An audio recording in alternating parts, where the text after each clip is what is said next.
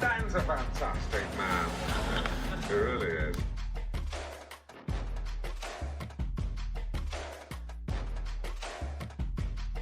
Ladies and gentlemen, please welcome. What's going on, everybody? This is Dan French. It's a French Workbench podcast. We have another great podcast today, and I got a full studio as always. A lot of familiar faces going on right now. We have a lot of real estate agents in the room. You are outnumbered. And I'm like, oh, wow. A lot of different perspectives on what's going on in the real estate world right now. We look at the real estate market. Should we start to worry about the housing market and the housing market, especially here in Las Vegas? Joey. Yes, sir. Mr. Joey Andron from Simply Vegas. What's happening today, buddy? Not much. Well, actually, a whole lot, I should say. Yeah. Yeah, we have a lot of stuff going on right now in this market. We're pretty excited. Crazy town. I'll tell you. I've been busier than ever right now. So pretty excited. No complaints on my part. Yeah. Yeah, feeling pretty good. And we also have another gentleman over here. He's got a nice perspective on what's going on in the investment world. What's going on, Mr. David Ramirez, ladies and gentlemen. Doing good. How are you doing today? Good, man. Just making it happen, trying to get deals in and make calls and grind, and pretty much like what you probably do on a daily basis. We have a lot in common in this room. We also have Mrs. Sandy Geddes. Sandy Geddes. What's up, everybody? What's happening, Sandy? I have not had a sex change. Mrs. Chicago. You never know. Yeah, you never know. No, I think she's a Mrs. Chicago. I think you're good. Yeah. I think you're good. So we're going to talk today a lot about what's happening in the real estate world, give everyone's, these different perspectives with these real estate agents here, and just finding out and see what they're going through. Also, what their take is on what's happening in the future here with homes and the economy, the market, why it's happening this way. So let's talk a little bit about the economy. Let's talk about what's going on in the housing market here. So we know that it's still booming. We don't see any signs of it stopping. What do you think? I mean, do you guys think that this is going to continue? And when do you think this is going to maybe start to go the other direction? My prediction? Please, let's hear it. End of the year. End of the year? Maybe the first part of the beginning of the year. Yeah. Really? I think that this is going to continue. We have quite an increase in people, well, I would say realtors and sellers wanting to waive the appraisal contingency. You're dealing with a lot of that, right, Joey? Yeah, but what makes you say that it's going to crash? Or not crash, but maybe pull back? Well, I don't think it's going to pull back. I think it's going to stay like this until the end of the year. I mean, until, yeah. So, but what happens after the end of the year? So I think what's going to happen is rates are going to slightly go up. We're going to start to see the effects of what's going to happen with this tax bill that's come out, because that could impact a lot of businesses and families. I also think that we got to see what's going to happen with people going back to work, right? The forbearance is done. We need to see what that's going to do. But I think a lot of people want to say, well, they want to see what's happening with the economy here locally in Las Vegas and as a whole. And so I think at the end of the year, and I also think probably into next year, probably more into next year, hopefully we're starting to see a market soften up.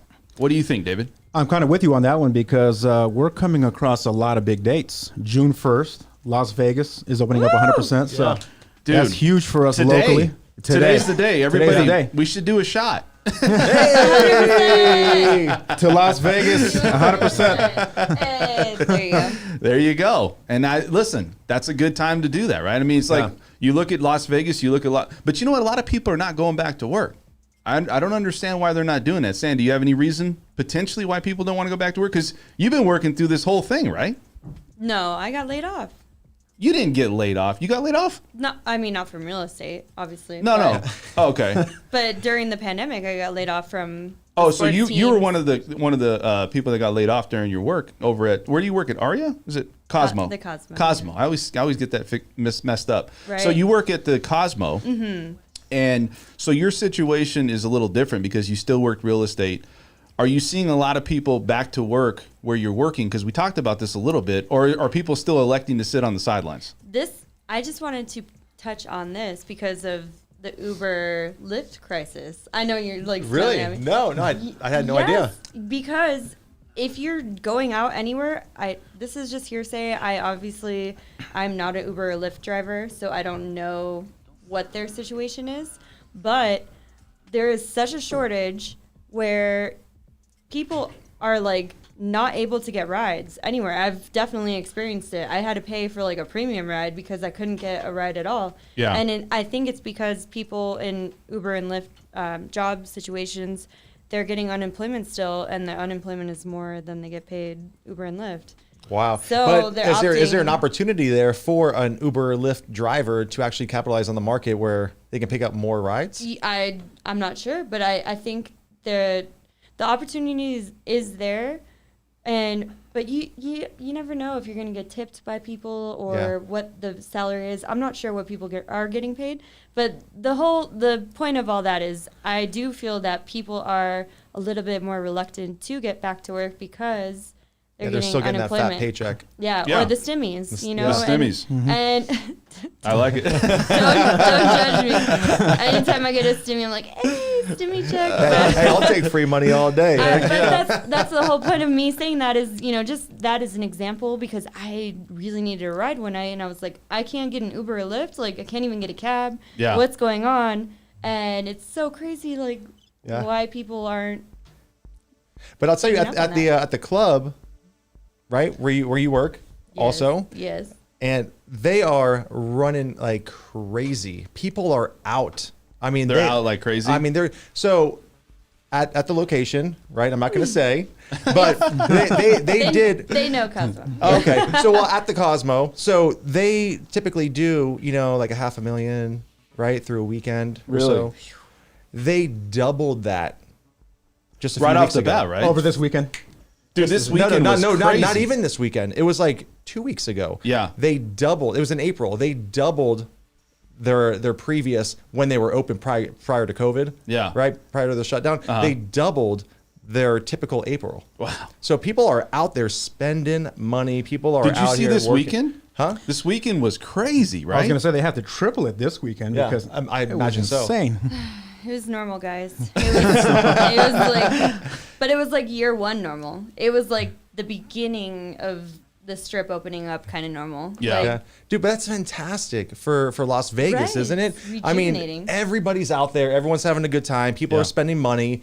People aren't afraid anymore. Now you have World Resort opening up very soon Mm-hmm. as well. Yeah. I mean, people are going to be flocking there. That's like the next biggest thing to hit the strip. Virgin's really, Virgin as well. Yeah. So Yeah. this is all momentum to us saying that things are going to get back to normal, we think, right? And I Yeah. think that it's going to take time. Forbearance, you're looking at a lot of people back to work. But the housing market, and you're looking at what's happening with that, and why is it so in demand? Like, we understand that there's a position where there's a lot of people looking for homes, and they're really trying to go in at 30, 40,000. But what is the contributing factors of why? I mean, I think we can all agree that we're heavily influenced by California, right? So Yeah. everybody is fleeing California. We have this conversation all the time, right? Yeah. So people are leaving there, and I think that we have the 350 to 600 price range, right? And people are easily they can move and afford, right? They can sell what they're living in California, and they can take all that cash and buy cash here, right? So that market is getting absorbed really, really quickly, right? So now, the next 3 to 5 years, when you have wealthier individuals and companies that they have their exit plan and they're making their plan right now, we're going to see this push for another 3 to 5 years, 100%. definitely going to be an influx. What do you think, David? Do you think the same?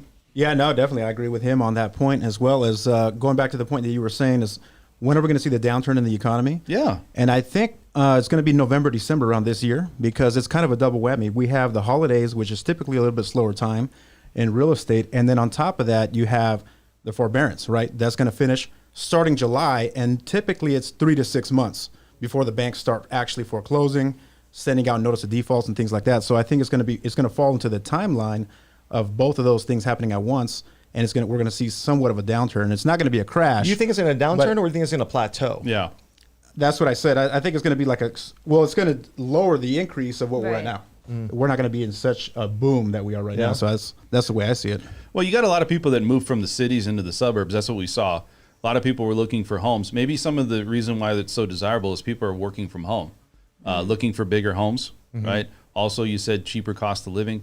But I think looking at Vegas, is the jobs opening up? Are people back to work? Also, is the inventory after that starts to unfold, I don't know. I don't know what's going to take, because I think the big part of this is we all know that the Fed can adjust rates up and down to determine inflation. They can determine, how big of a spike of inflation we have. So they kind of, use that as a barometer. What do you guys think about the market and with the housing situation? Where do you think that at some point this year that the housing is going to start to open up, or is it going to be 2022? We're going to start looking at that. So I don't know. I mean, that's kind of a hard thing. Like when is that going to stop? Right? Well, we don't have any inventory. We have nothing, very, right? very, very low inventory. So in order to create a buyer's market, we have to have over 3,000 homes on the market, right? We have less than 2,000 right now. Yeah. So to make up that discrepancy, where's it coming from, right? Every time that a home builder does a lot release, they typically raise prices 5,000 to 10,000. Yeah, across the board. Some cases it's more, right? Just depending on the month or whatever lumber's at that time. Yeah, materials. Yeah. So, but to create a softer market to where it's more of in the buyer's advantage, we need to have over 3,000 homes on the market. So where does that inventory come from? And if that inventory is not here, then I guess your interest rates are going to have to increase a little bit. So there's not such a demand. I think consumer confidence is part of it too, because you got baby boomers right now that are staying in their home a lot longer, maybe even stay in their home altogether because the cost of living is so high now. So you see that happening. We looked at some of the numbers that came out last month, excuse me. One point, they were going to come out with 1 million new jobs. I think that was one of the reports that came out. And I think it was like only 300,000. So it just shows that people are going back to work, but they're doing it at their pace. And I think that's going to be a part of how we see this recover, and also how this economy recovers here in Las Vegas. Also homes opening up. But I don't know. To me, it seems like the builders, like going back to what you're saying, the builders and also the product and the materials that they have, they're starting to really see those costs, and it's affecting them. Mm-hmm. So is there just, they can't build at the pace that they want to build because of the cost, and obviously they're passing it to the consumer. I brought somebody on. Do you think that's happening, David? What are your thoughts on that? Definitely. I mean, the cost of lumber, like you said, all the materials to build these new homes is going up. That's causing timelines to get stretched out. People that normally would get in the new home within 6 months, that's now 8-9 months because of the waiting list and just they're backed up on building properties. So I think today we just saw the eviction moratorium end. Yeah. So that's going to be huge for landlords. Those landlords, they might start to put the property on the market because they're tired of being landlords, or they're done with the rental situation. They're ready to profit, get the high equity out of the property. They don't want COVID part 2. They're like, I'm out. Yeah. True. You guys are real estate agents out there. You guys are in the trenches, and you guys deal with a lot of adversity. We talk about, dealing with clients and their perception on should I buy or should I not. I mean, is it hard out there? Like for you, like when you're going out and meeting clients, is it hard right now? Joey laughs at me because this to me is my challenge, is handling objections. When people come to me and they're like, I'm not really sure if I should buy. Is it the right time? What should I do? And this gentleman right here, the man, the myth, the legend. Yes, Mr. Joey Andron, yes, right there. Let's literally get a nice picture of him. There you go. I feel like when people come to me and they're unsure, it's our job to kind of circle back and be like, listen, why would you want to rent still? You want to pay someone else's mortgage or build your own equity. So for us, it's something that we kind of, target people that they're unsure, and then we kind of push them into that. Yeah, it's all about education. Yeah, it's about, because a lot of people that are new, especially new home buyers, right? First time home buyers, they want to get into the market, and they have this idea that it's 2019. Oh, 19. 18. Everything's right, so like they got all the options. Right, so they can kind of walk into a new home build. Yeah. They could pick out their floor plan. They could pick out their lot and go to contract. So a lot of people have that misconception. Like the market's changed so quickly. Yeah. During this COVID period, right? I mean, and it's not just our market; it's every market. Yeah. It's across the country. Right. So, So educating the buyers, and it's just, in a way of like, hey, look, this is how we have to proceed. And we try to do it our best way to set them up for success, educating them, letting them know what the process is for each home builder, because everybody does it differently. And everybody raises prices differently. Some have soft offers, some have drawings, some just have a wait list, some don't even have a wait list. So you really have to educate the buyer and say, look, if you're thinking about waiting, you're going to lose out. Yeah. You're going to pay a higher price because every time they do a lot release, they raise the price $5,000 to $10,000. So if they have 10 more lot releases, what does that equate to? Yeah. That's going to be $100,000. 15 lot release, $150,000. So you're going at a rapid pace because there's such a high demand and there's waiting list to get on those lists. So it's not like, hey, okay, I'll get on the waiting list, I'll get on the next release. No, you're number 40 on the list. Yeah. So do the math. So if you get release 12, where does that put you? $120,000 from where we're at right now.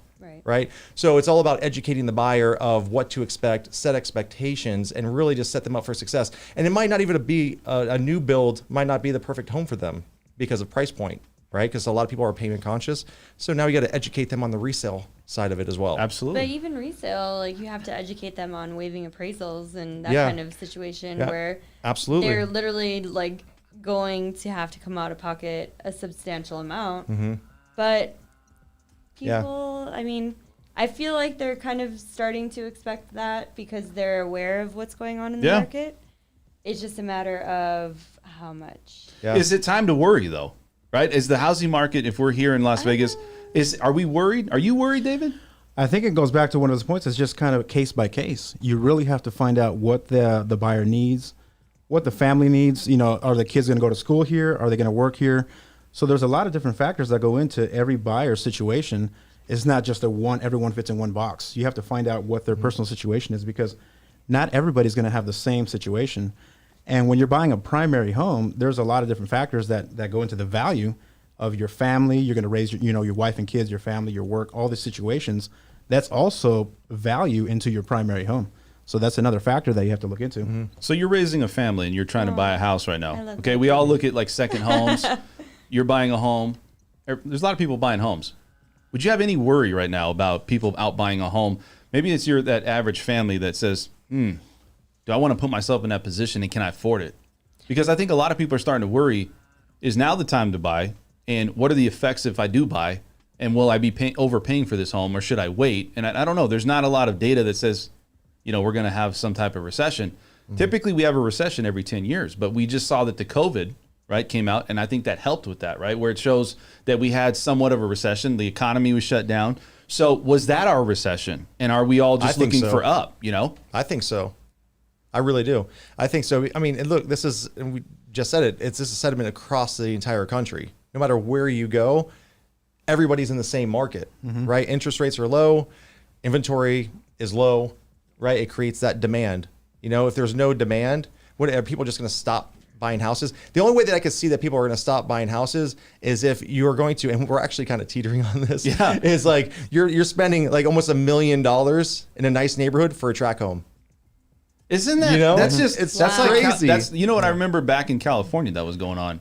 I feel like we're turning into mini California or like a state like that where it's a very high cost living state. I feel like Las Vegas is starting to edge towards that direction. What do you think? Driver wise. Oh, definitely. I mean, the way the prices are increasing, what is it? It's 20% month over month increase that we're seeing just because of the shortage of inventory. So we're definitely leaning towards, like what he said, you're going to be spending $1 million on a tract home versus last year when $1 million will get you a house on the mountain, with spectacular views and things like that. So we're definitely leaning towards that way right now. Sandy, you said you live in Chicago, right? Or you did. And then the cost of living there is a lot higher than here. Definitely. What is it like in Chicago? I know we talked about it. Is it even comparable at this point between Las Vegas and Chicago, or do you know that?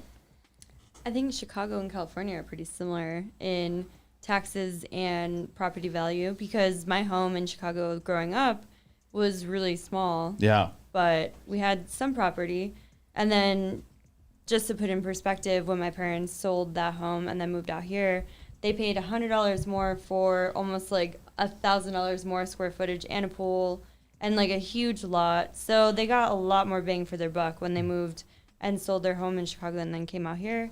It depends. And now they only pay a fraction, like a very small fraction of what they were paying in Chicago in taxes because they were paying almost like a mortgage in taxes. Yeah, it's crazy. Yeah, it's sad because similar in Chicago, or I'm sorry, in California, a lot of people are paying such high taxes, and then they can only afford so much home.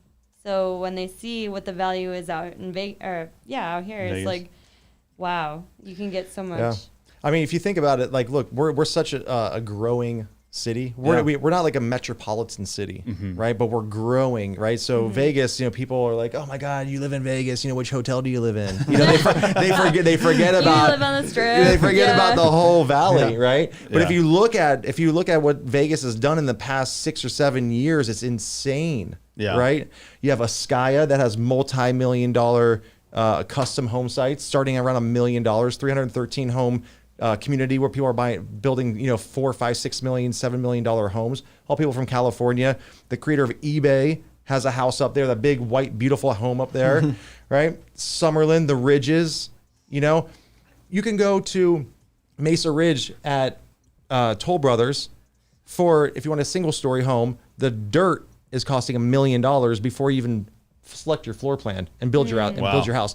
But we're growing at such a rapid pace where you have these Californians are coming. They're like, oh my God, it's so cheap. Yeah. Everything's affordable. I'm from Chicago, New Jersey, where the taxes are high. They're like, oh my God, it's like free real estate out here, So they're pocketing, $30,000-$40,000 a year just by moving out here. Yes. So they're driving our market and prices. I have some questions for everybody here. Okay. And I'm just thinking about this. So we all know that builders are giving out less commission to realtors, right? A lot of them. We've talked about this.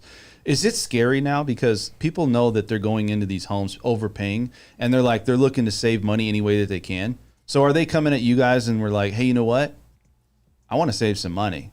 I want reduced commission, or I want some type of break. I mean, is that what you guys are seeing out there right now? I mean, because I don't know. I mean, when you're going that, some people have the money, some people don't. Yeah. And if you don't have the money, is it tough? Like, are you dealing with people that maybe give you some objection as far as, hey, I'm going to pay you a full commission, or what can I get out of the situation? Because it seems like a lot of people are starting to do that. When, if you give the service, you need to get paid, right? I mean, you're doing full service, but what are your thoughts on that? A few people have been coming out of the gate saying, what is your commission on this, But ultimately, the commission is determined by the seller. So as a buyer agent, it's up to wherever they end up buying because the seller pays it. So for me, I'm telling them I'm doing this work for you, as your representative, as your realtor. I'm doing this, and then wherever you end up, the seller is gonna give me my commission. Yeah, it's like, I mean, look. I'm curious. Joey I'm curious. I just got it yesterday. As a matter of fact, I got it yesterday. A guy called me up and said, hey, look, I just won the lottery over at KB, right? We selected our lot. We want to go to contract, but they didn't ask me if I had a realtor. Would you be interested in representing us? But in California, if I do most of the work, my realtor gives me a commission rebate. And I said, look, you won the lottery. You're going to contract. If I don't have to see you, if I don't have to do any work, I'll give you a commission rebate. Yeah. Simple as that. But I mean, look, at the same, is that what you really want to do? Because you probably want to meet with them, but I think people are really standoffish a little bit, right? But look, do I come into your job and say, you know what? Thank you for your service, but I think you need to cut me back some of your paycheck. 100%. I mean, it's the most, to me, it's the most disrespectful thing that anybody can ever ask is for a commission rebate. Because why are you going to discount my service and want everything from me? You want me to be available 24/7. You want to call me at 11 o'clock at night. You want me to be somewhere. You want me to do your frame walk. You want me to do your final walk. You want me to negotiate a deal. And then you want my money too? What else do you want? You want my firstborn? I'll give you David. I'll give you David. You can have him. No, don't sacrifice David. David. What are your thoughts, man? No, are you dealing with it? We are dealing with it, and it's kind of case by case. There's some people that are really adamant about it. They're like, you know what? I'm super tight on my budget. I can barely afford to come in with a down payment. I'm going to need some help here with the closing costs. And if that's the case, and you can kind of help them out a little bit, and you're getting, like you said, everything's in place with the builder contracts. They're going to handle all the paperwork. At that point, you can kind of help them out if they're in dire need. But if you can see they're coming in with 20, 30% down, they have plenty of reserves, they can pay above the appraised value if they need to. At that point, it's like, like you said, you're discounting your services. You're going to give them a full service. You're going to answer your phone 24/7, give them a full service, and then give them half your paycheck. So at that point, it doesn't really make any sense. I think at that point, you got to make a decision. Like, do I want to do this, right, because I'm going to get paid less, And then should I set the expectation properly with this client? Hey, you know what? It's just like when those 1%ers come out. Hey, I'll sell your home for 1%. What do you get for that? Nothing. Right? Nothing. You do the showings, you do everything. Correct. You know, look, at the end of the day, everyone has value, right? So it's the amount of value you add to your client. Okay. We're the experts. And I've literally told people, and we've been in this experience together, that, hey, look, you know what? This is not a good fit. Because I know what I can bring to the table. I know what the level of service that I provide. And if you're looking to get into my paycheck that I feed my family with and take advantage of all my expertise over 20 years of knowledge, it's not a good fit. Now there's a case by case on this. Let's say you get a client that refers you somebody, or let's say it's somebody that then you'll maybe do that because out of respect for that family or that person or whoever it is. But to just randomly call somebody off the street and say, hey, you know what? Your time's not as valuable as I think it is. I'm going to take a reduced. Will you take a reduced commission? I think that's a hard pill to swallow. I really do. And I don't know, like, there's a lot of builders out there doing that right now where they're giving you what? $1,500? Yeah. Like, who's going to go and take their client to you for $1,500? Now, they know this because why? There's no properties on the market. So if there's no properties on the market, they know that they control the market. How do you overcome that?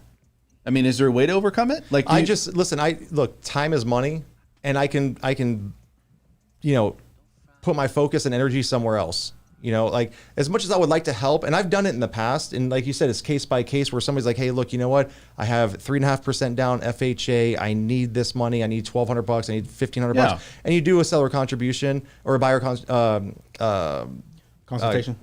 A commission rebate. And it's case by case, but for somebody just to come out and ask that, and people do shop that, it's just not a good fit.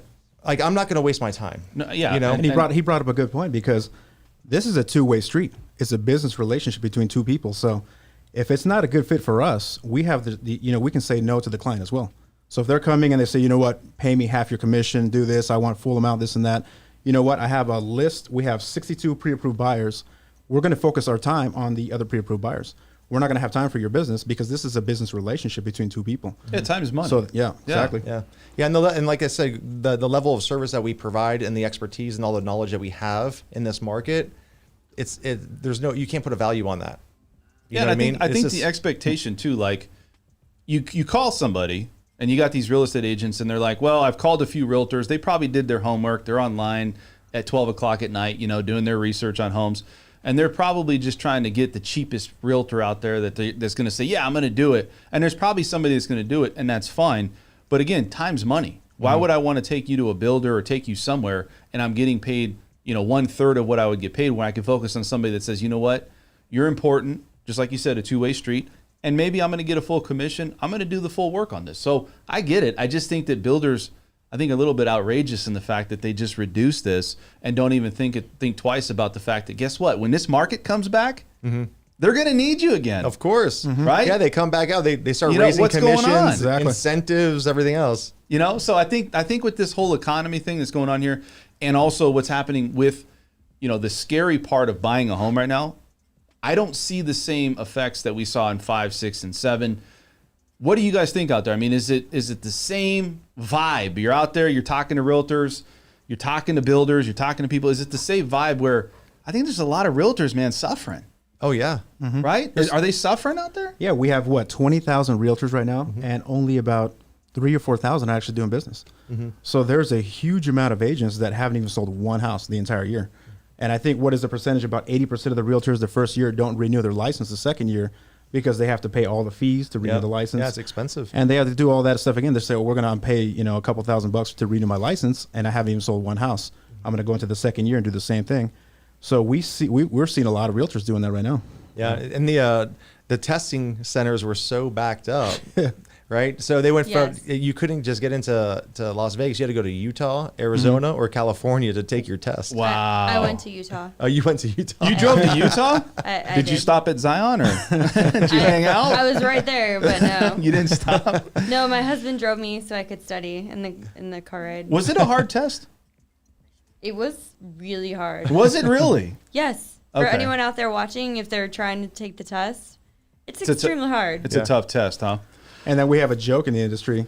The test is really hard, but that's actually the easiest part of the business. Yep. Once you pass the test, Literally, the actual hard once you part. get past the test, you don't. I mean, everything else after that is like the hard part. Like exactly right because. Yeah. Like, So Matt, the test now is you're the hard part, or now the what? the aftermath is No, the hard it's part? it's a really hard test, but that's the easiest part of the business. Yeah. Once you pass the test, then the actual hard climbing the mountain comes Yeah, out. to make your first sale. Yeah. Exactly. I think the hardest part is one, getting started, and then you start to get into the process of understanding how to grind.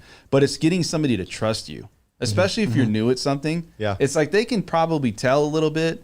Maybe you can kind of deflect that a little bit. But I think that's the hardest part is how do I get that consistent business coming in? Because everybody says whoever has the business that leads is the one that wins, right? And that's really the truth. I think when you jump into this business, it's not just knowing real estate. It's also how do you get the business on the side as well.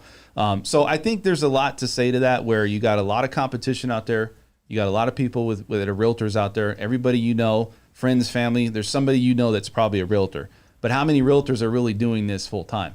Joey's doing it full time. You're doing it full time. You're doing it full time. But how many are really doing it full time? Yeah. Right? Maybe 20%, like you said. David, what do they say? Maybe? Like every realtor takes all the new realtors take at least one deal. Right. Yeah. Okay. So right now we have, let's say, 15,000 realtors that they're only going to sell one house the entire year, or maybe one or two houses. That's 15 to 30,000 transactions that they've taken out of the market to the full-time agents. So even though they've only sold one house the entire year, that's 15,000 agents. That's 15,000 transactions. I think this market, like I said, I'm going to go back to this. I think this market, is it time to worry? No. Not yet. But I think it could be heading into next year if we're still in the same market. Because, I mean, what do we got? 2,000 homes on the market right now, existing homes? If And the builders don't open up, we might have, 500? Who's getting paid? You got to realize somebody out there's not getting paid. There's realtors I'm out getting there. paid because I'm not going anywhere. Yeah. Somebody out there's not getting paid. Goes back you to know? the key word, consistency. Yeah. Because another part of the business is there are agents out there that have done business, let's say 2 to 3 years, they've done pretty well. They sold on average one home a month, right? Yeah. That's a pretty good solid amount. 12 homes for the year. They can go 3 years with a solid amount of business, and the fourth year they just fall off. Everything, their business tanks. They can't get referrals. They can't get the business going. Yeah. Their fourth year, they end up selling 3 homes for the fourth year. So this business is all about consistency. Yeah. And just keeping on top of it. Yep, very true. So let's segue to another topic on this. So we all know and we all feel the same that end of the year, maybe beginning part of next year, we're going to start to see Vegas open up. Let's talk about hyperinflation because it is related to the housing market. So hyperinflation obviously is more money in circulation, and the cost of goods and things are increasing at a high rate. And I think a lot of people think, well, the housing market's going to go to hyperinflation. What do you guys think? You guys think the housing market's in hyperinflation right now, or it's going to that direction? I think we're already in it right now. Yeah. We're seeing it right now as we speak. The way things are going 20, 30% month over month, that's hyperinflation right there on the market. Now, Yeah. one of the things that the government looks at, though, is how do they control that? Now, the one thing they look at is inflation. The other thing is interest rates. And the way that they control the amount of inflation that goes up, especially to hyperinflation, is they increase rates. So you got to look at it from a perspective of the government and how they can manipulate how they purchase bonds and how these bonds, they have to service these bonds. So all this money that they're putting in circulation, there is an effect of what's going on that could potentially, I don't think that these rates are going to continue to go crazy because I don't think that the government wants that. There is manipulation going on. So to say that we're in hyperinflation, I don't know. I mean, is costs going up? Sure. But are we in that area of hyperinflation where it's just, you got the cost of toilet paper and milk is like, $20. I don't know if we're there yet. To go back to the housing market, I don't know if we would ever get there because this is a big part of our sector. I don't know if the government would ever, because look, they got tools and tactics. Everybody thinks, well, they don't let the market just be a healthy market. They don't. What they do is they manipulate it by buying bonds. They manipulate it. If you look at the 10-year yield, right? Here's a good way. You always look at what the bond market does, and that's what determines what happens. If we were going to inflation, you have all these investors investing money. If you look at the bond market, we went from, I think we're at 1.6, and we were at 1.76 when this whole thing started, right? So we're down 16 basis points. That tells me that investors look at this as that we're not going to hyperinflation, and they don't have any regard as far as if we're going to have inflation or not, or increases in inflation. So for me, when you look at all of these costs that's going on. We know it's cheaper to live here than California. We know it's cheaper. Do you really think that we're going to get to a point where things are going to be just so expensive because of all the stimulus that's being printed? They're talking about the tax bill, right? That's not going to have a positive impact on businesses. Now, if you're going to extend credit, those are higher. What do you guys think is going to happen? I think it goes back to manipulation because things can just change overnight almost. Yeah. Like when COVID first hit, it was literally within 3-day period that everything just changed. Yeah. So you have a huge influx of percentage that's going up or down within a small period of time. So I think that same thing when they manipulate, they pull something back and they put it back in the market. We're going to see that again this time around. I mean, I think it's happening now. I just think that it's weird because I think consumer confidence is a big part. It's a big component to how we feel about what the economy is doing. Some people are not back to work, so it's kind of something to look at. Where is hyperinflation going to be a real serious problem? There's a lot of fear out there for this. People are afraid that cost of living is going to go crazy. Yeah, I mean, but do you think that if they raise rates, that it's going to halt the market? I don't think it's going to change the housing market. Well, let me finish because the prices are so high right now. So once you increase those rates, you price a lot of people out of the market. Like right now, you're opening the market up for a lot of buyers to explore different price points, right? And to try to keep up with it. So now all of a sudden they increase rates. Prices are still high. You price a lot of people out of the market. Skirt. Yeah, I mean, that's a point of skirt. I think it's a point, though. You're right. I think it's a point that it's a tactic that they do to stimulate the economy, also to retract the economy. A lot of times they opens up the pool, closes the pool. Exactly. They're Opening, exactly. They pull the money circulation back. And I think when you look at rates, is it going to put us into a recession? I mean, like I said, we just probably had one, but is it going to put us in a bad place? Probably not. I think interest rates, though, from an economic standpoint, they're going to be always the last tool that the government will use both ways. They're going to use it on should I raise rates or right now the Fed's fund rate is like at 0, right? That's banks borrowing to other banks on an overnight basis. It's 0 really, right? And so the cost of this is nothing. If they increase it, would the housing market suffer, right? And would people's overall costs, everyday living, suffer? And I think that's what we're looking at. Is hyperinflation a real problem, or is this something just out there and it's just people talk about it, but it'll never get to the point that we're going to have to worry about it? I think it's more like a modest technique of the way they're using with the interest rates, because when we've seen in 2008 when the market crashed, they were using a lot of those techniques to open the pool of buyers. So, for example, they were lowering the credit score, right? You needed a 680 to qualify. Now it's a 650. Now it's 610. What does that do? It opens up the pool. More and more buyers can qualify now. Now, instead of 2 years of taxes, 1 year's of 1 year of tax returns, 3-year adjustable rate mortgages. So those were a lot of techniques to open up the market and open up the pool of buyers. And now in this market, it's a little more conservative because all they're doing is using the interest rates to open the pool and kind of control it a little bit. It's not as drastic, so there's not going to be a huge crash like we saw in 2008. We also have to see what this administration is going to do. I mean, they got a lot of things that's going on right now with, I told you, the taxes. We got to wait and see what they're going to do at the end of this year. They're raising minimum wage. Yeah, they're raising minimum wage. That's a good point. I think it's just we're uncharted waters. We're coming out of a pandemic we've never been in.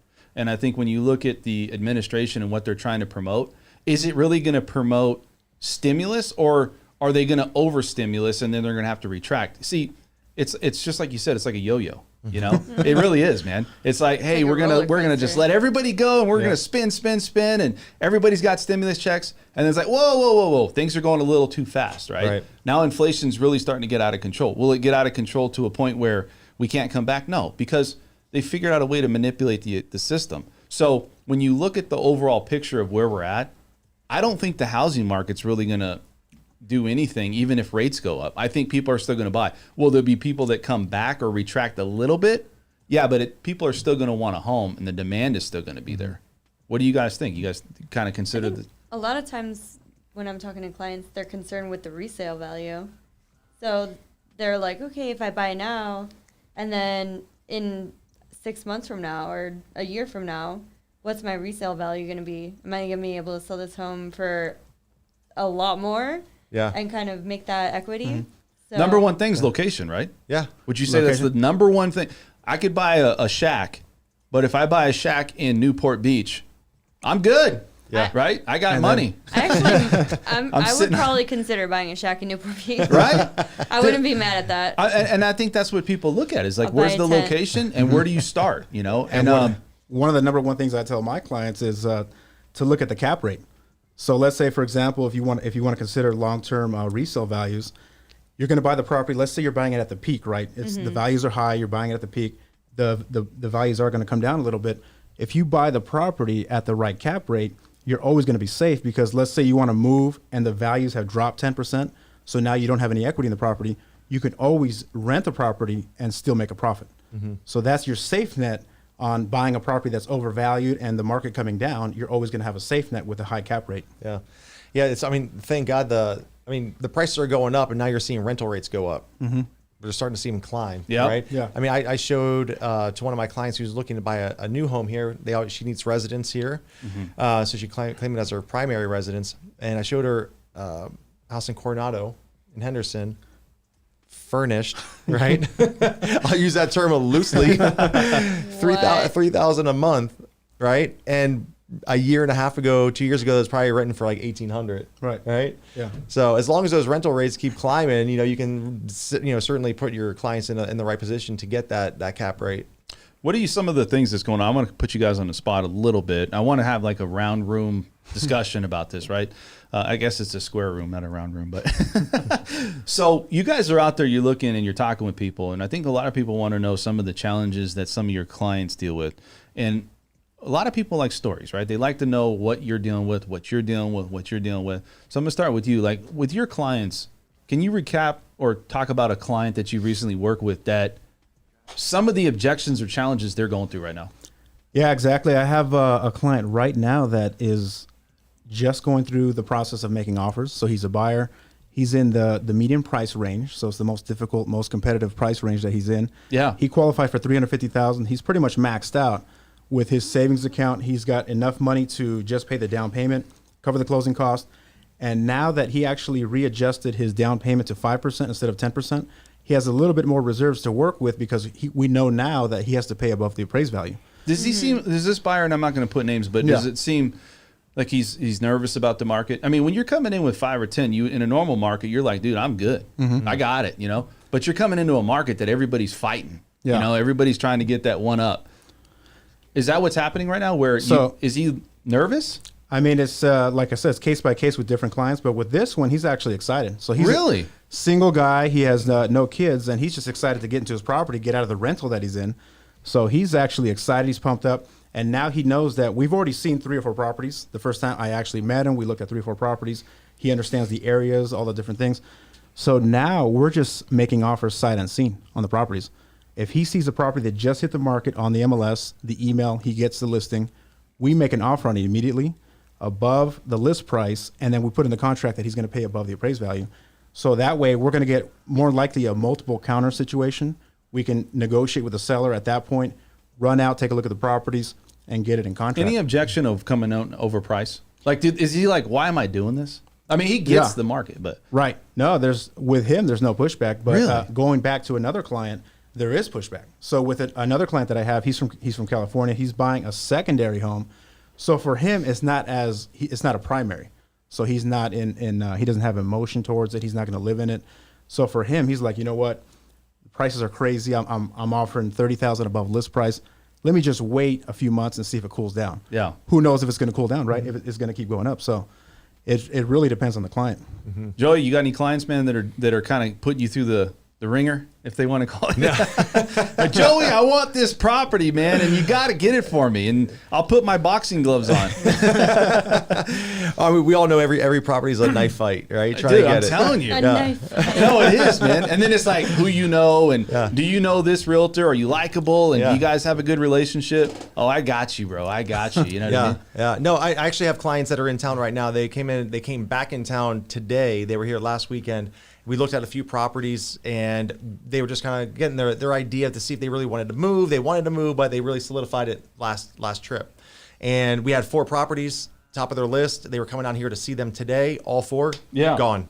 2 days in the market, 1 day in the market. They were like, how did we miss this? And I'm like, it's just the market. Are they disgruntled a little bit going through the process? Like, is it like, you know, they're biting their fingernails. Like, I mean, it's people are probably stressed out a little bit. You know what I mean? Yeah, It's like, it takes the fun out of the process, it right? does, man. But at the same time, you got to put them in the mentality, like the mindset of like, hey, look, if you go home and sleep on this, there's a very good chance it's not going to be available in the morning.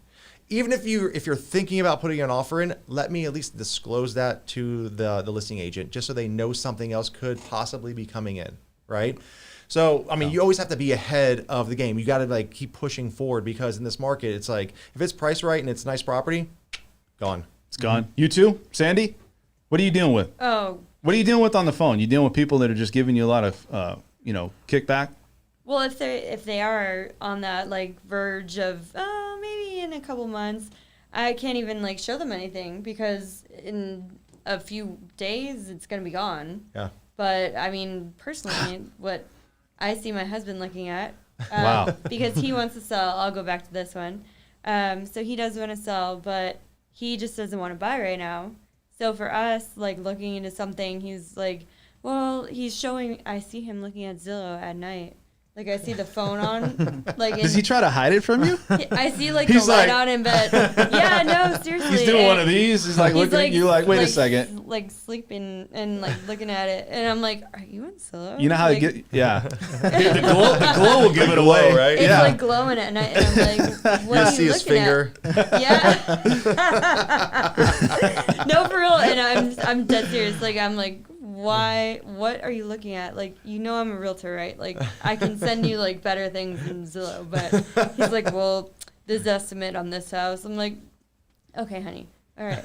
But Sometimes it's hard though, because it's like you're a guy and you want to try to like do things too, and it's like you Yeah. got somebody in the industry, so I That's get the it, but thing. Oh, I but get you're it. a professional, right? You're the Yeah, one that's going to take him 1,000%. But 100%. just to kind of show him things and get him like in that like perspective, I'm like, it's gonna be this. You're gonna have to like go way above list price. Yeah. You're gonna have to waive the appraisal possibly and things like that. And he's like, forget it. And he gets so upset. And I'm like, okay, well, then we just won't sell right now.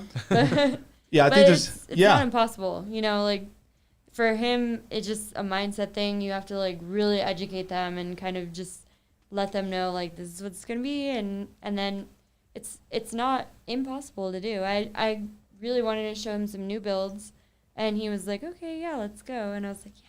Like, there you go. Yeah. It seems like too, like you're a very patient like person, right, with people. I think you have to be that way as a realtor, but I can tell with your personality, you're probably somebody that's just going to sit there and think about it, and you know what I mean, methodically put it together. So I think it'd be easy to work with you. I don't know. Thank you. So right, let's talk about what's that's so opening nice. up. So Thank you. Vegas is opened up, right? And do you think that Vegas was already opened up? Do you think that we were already removing the masks? Yeah. Okay. Now, do you guys have anything that was preventing you from going somewhere, or you thought maybe I'm just going to sit and wait until everything does open up because everybody's out now? Did you see the traffic coming back from California? Going back to California. Back to California. Yeah, there was a 6 mile It's crazy. bumper to bumper. Yeah. Crazy. I went to the lake yesterday and there was traffic everywhere. We got in early, but when you're leaving, it's like everybody's lining up. It's just everybody's just ready. It's like the big boom, like I say, of the 1920s. Yeah. Everybody's just out. They just want to spend money. They want to do their thing. Do you guys feel like something's different?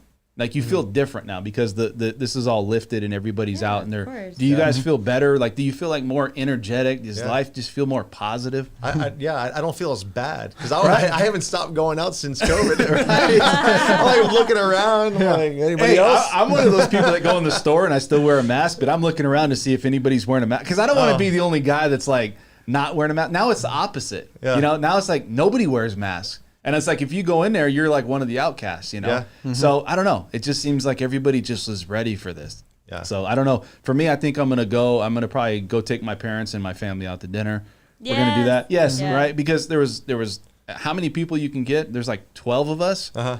We never could go anywhere. Yeah. Never. So I want to do that. I want to go with all of my family, not worry about anything like that. Yeah. I do want to go down to the Strip, kind of chill and hang out. Mm-hmm. You're down at the pool sometimes, right? On the Strip? Yeah.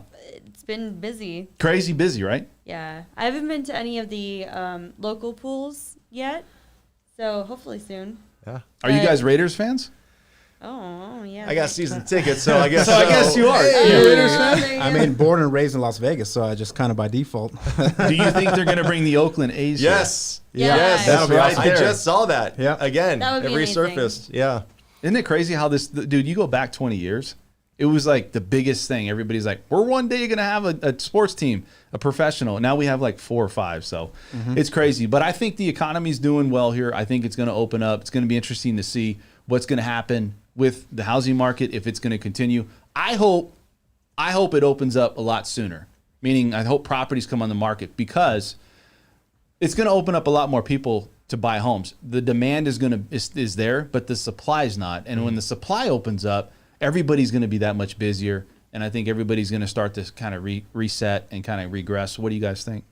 You guys think you're waiting for that? Like, we're waiting for this whole thing to reset? Or are you just happy because, you know what? You get that $1 million buyer, that's $2 million next year. And I'll tell you what, we're seeing a lot more of those $1 million buyers right now because of everyone coming from California. You know, when I moved out here in 2013 and got licensed, and coming from Miami in that luxury market, it was pretty dismal. Yeah. Because our median house price at that point was like $278. You know, now what is it, $395 ish? No, 400. Is it 400 now? It's close to Yeah. That's 400 in such a short period of time. So I'm like, oh, there's some light at the end of the tunnel. Right. You know? But all my buyers that I'm working with are $700, $800, $3 million, $4 million buyers. Now they're coming in. You're like, okay. Yeah. Dude, and what, $1 million, Let's go. where does that buy you? Three bedroom, 2 bath track home. Yeah, and 100%. So In a decent location. To give you a perfect example, I was at Mesa, or not Mesa Ridge, but I was in the Cliffs in Summerlin today, showing a single story, 3 bedroom, 2,700 square feet for $1.4 million. Wow. Do you get a backyard? Yeah, beautiful backyard. And Okay, pool. I was just like mountain view. Man, at least you get a backyard, because I was like, you don't get a backyard, man. I'm upset. I'm out of here. You know what I mean? Yeah, exactly. So, anyways, you guys got anything last thing to say? I think it goes back to consumer confidence, like you were saying. Yep. The media has a lot to do with it, because they announce, like they just set dates, June 1st, 100% capacity. And that's just going to be a huge confidence booster for all the people out there. Even though, like you said, we've already been out, no mask. The CDC already announced, you know, if you're vaccinated, no mask. So restaurants are opening up. But now that the media's announced 100% capacity, that's going to be a huge boost. Guys, I want to appreciate everybody out there listening to this, and future people that's going to listen to this. Also, subscribe to the channel if you have any comments. For Joey Andron, for David Ramirez, and also we have Sandy Geddes, all from Simply Vegas, all from the same team. If you guys have any questions for them, reach out to them. This is Dan French, and we'll see you at the next stream. Thank you for watching an episode of the French Workbench Podcast. If you want to tune into past episodes, please subscribe to my channel now. Also, if you want to look at our audio-only options, we do have iTunes and SoundCloud.